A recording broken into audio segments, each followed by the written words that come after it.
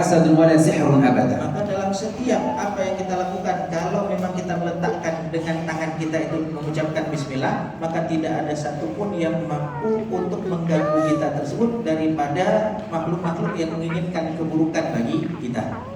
وهي كانت رقية رسول الله لأصحابه البسملة. Dan itu merupakan pesan baginda Rasulullah SAW juga kepada para sahabat-sahabatnya. حينما كان يقول Ketika beliau SAW berkata, بسم الله Bismillah, بتربة أي أرضنا biturbati ardina, بريق بعضنا yaitu dengan tanah kita, dengan debu daripada tanah kita, dengan air liur daripada mulut kita. بتربة أرضنا بريق بعضنا يشفى سقيمنا بإذن ربنا. Maka disembuhkanlah orang sakit dengan izin daripada Allah Subhanahu wa taala. فكان النبي يبدأ بها الرقية. Dan Rasulullah SAW memulai dengan bacaan bismillah ruqyah. وعلمنا إياها صلى الله عليه وسلم أن نبدأ بها الطعام. Dan juga mengajarkan kita agar membacanya ketika kita ingin memulai makan, حتى لا يأكل معنا الشيطان. sehingga tidak ikut makan bersama kita syaitan. من حديث سيدنا عبد الله بن أبي سلمة المخزومي. Daripada hadis seorang sahabat tadi, فكان غلاما في بيت رسول الله لأن النبي تزوج أمه السيدة أم سلمة. ketika Rasulullah SAW sedang berada di rumah Ummu Salamah ibundanya, yaitu ketika itu ada anaknya. فكان يقول كنت غلاما ويدي تطيش في الصحفة أو في الصحيفة أي في طبق الطعام. Dan perawi hadis ini, anak itu sendiri mengatakan, ketika saya masih dalam usia gulam, masih muda, tangan saya itu ketika ngambil makanan itu nggak bergerak. فقال له النبي اللهم صل عليه يا غلام سم الله. Maka berkatalah baginda Rasulullah SAW ketika itu mengajarkan anak tadi, yaitu wahai anak kecil, sambillah, sebutlah nama Allah, bacalah bismillah. وكل بيمينك وكل مما يليك. Dan makanlah dengan tangan kananmu, dan makanlah apa yang dekat dengan dirimu. فالبسملة لها فضائل أكثر من أن تحصى. Dan bismillah pun memiliki fadilah yang tak terhitung jumlahnya. وهي كانت قبل مجيء النبي صلى الله عليه وسلم في الأمم السابقة. Dan itu fadilahnya bukan telah ada sebelum datangnya baginda Rasulullah SAW. انظروا إلى نبي الله سليمان حينما أرسل إلى بلقيس وكانت مملكتها في سبأ في اليمن. Coba kita lihat pada kisah Nabi Sulaiman yang ketika itu negerinya atau kerajaannya itu di negeri Sabah. حينما أرسل لها خطابا قال لها إنه من سليمان وإنه بسم الله الرحمن الرحيم. Ketika Nabi Sulaiman mengirimkan surat, maka beliau menulis di dalam surat tersebut innahu min Sulaiman wa innahu bismillahirrahmanirrahim. أيضا علمنا النبي صلى الله عليه وسلم فضائلها في كل صباح ومساء. Dan juga Rasulullah SAW mengajarkan kita fadilah daripada bismillah itu pada setiap pagi dan sore. فمن أراد أن يحصن نفسه من الشياطين ومن أذى الإنس والجن. Maka barang siapa yang ingin mendapatkan perlindungan daripada keburukan-keburukan jin ataupun syaitan, فليقل صباحا ومساء بسم الله الذي لا يضر مع اسمه شيء في الأرض ولا في السماء وهو السميع العليم. maka hendaklah dia baca setiap pagi dan petang Bismillahilladzi la yadurru ma'asmihi syai'un fil ardi wala fis sama'. ففضائلها أكثر من أن تحصى وأن تعد. Maka fadilahnya itu betul-betul banyak. أيضا وردت في الأمم السابقة. Begitu juga pada umat-umat terdahulu. فها هو نبي الله نوح. Dan lihatlah bagaimana Nabiullah Nuh alaihissalam حينما صنع السفينة لقومه حتى لا يغرقوا عند جبل الجودي. ketika beliau Nabi Nuh alaihissalam membuat bahtera untuk keselamatan daripada umat-umatnya yang mengikutinya. ماذا قال لهم؟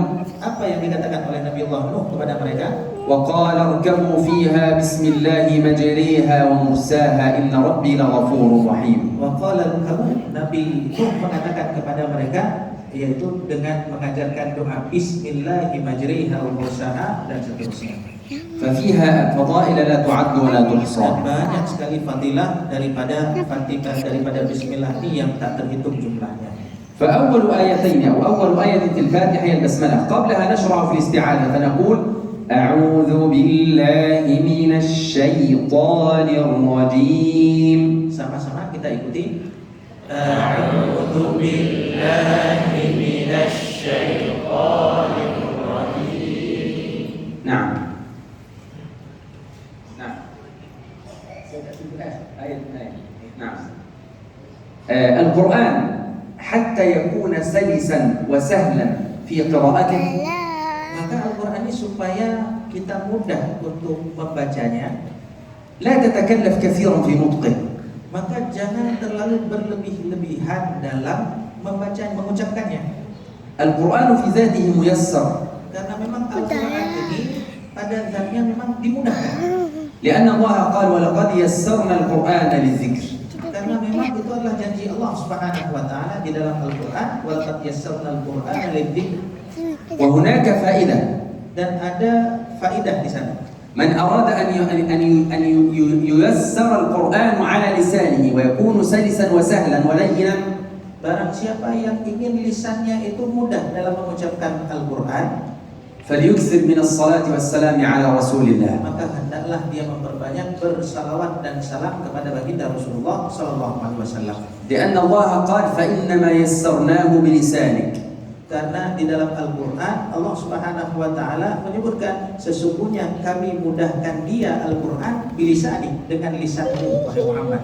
وعلمنا الصالحون أن نقول في دعائنا Dan orang-orang soleh itu mengajarkan kepada kami dalam doa-doanya, اللهم اربط لساني بلسان رسول الله. Ya Allah, ikatkanlah lisan kami dengan lisan baginda Rasulullah sallallahu alaihi wasallam.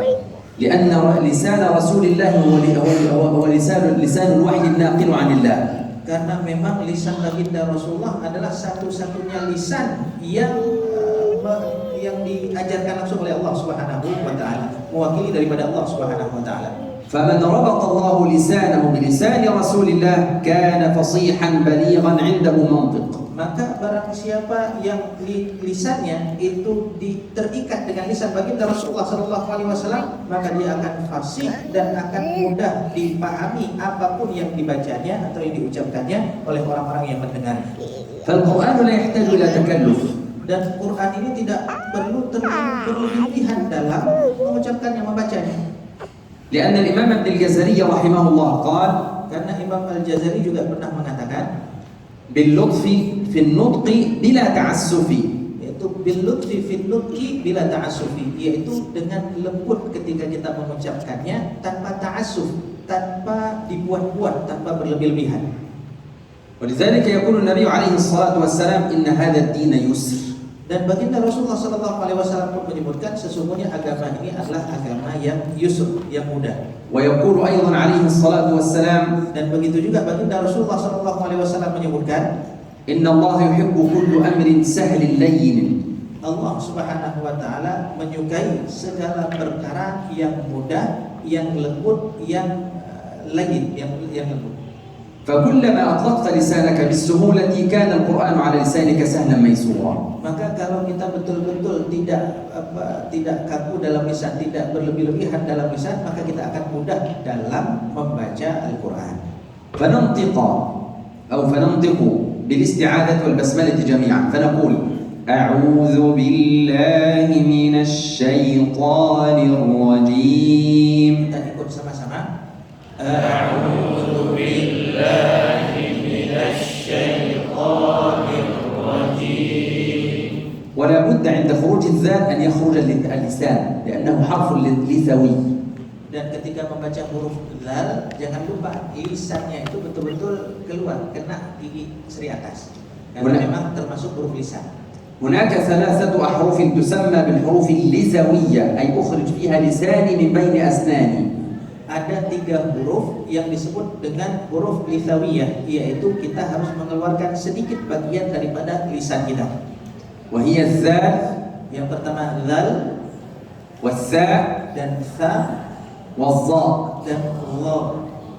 فعندما أقول أعوذ أو أعوذ ذو لابد أن أخرج لساني من بين أسناني. Maka ketika mengucapkan ta'awudz tadi, a'udzu, harus keluar lisannya. لأن هذه الحروف تشتبه مع حروف أخرى. Karena memang huruf ini itu ada huruf lain yang mirip dengannya. فخروج اللسان في هذه الأحرف يفرقها بينها وبين متشابهها. Dan mengeluarkan sedikit bagian lisan ketika kita mengucapkan huruf ini, maka otomatis akan membedakan dengan huruf-huruf yang mirip dengannya. فالذال تشتبه مع الزاي. Karena huruf zal itu mirip-mirip dengan huruf zai. عندما أقول العذاب بخلاف الزكاة. Ketika saya mengucapkan azab, al-azab itu berbeda dengan az-zakah. Al-azab itu berbeda dengan az-zakah. فالعذاب كلمة فيها زال والزكاة كلمة فيها زاي. Dua-dua kalimat ini, azab itu ada zal, kemudian di zakah ada zai. Mirip-mirip dua kalimat ini. أيضا حرف الثاء. Begitu juga huruf tha. حينما أقول ثيبات Maka ketika membaca thayyibat, تشتبه مع كلمة فيها سين. maka mirip dengan huruf sin. مثل كلمة أو كلمة مثلا الثواب والله عنده حسن الثواب. Seperti pada kalimat wallahu indahu husnu thawab, as-thawab. بخلاف كلمة السوء. Berbeda dengan kalimat as-saw. فهذه ثاء أخرج فيها لساني وهذه سين لا أخرج فيها لساني. Maka di kalimat yang pertama itu saya keluarkan bagian lidah sedikit, sedangkan pada kalimat as-su yaitu saya tidak mengeluarkan lidah. فنقول أعوذ بالله من الشيطان الرجيم. أعوذ بالله من الشيطان الرجيم. بسم الله الرحمن الرحيم.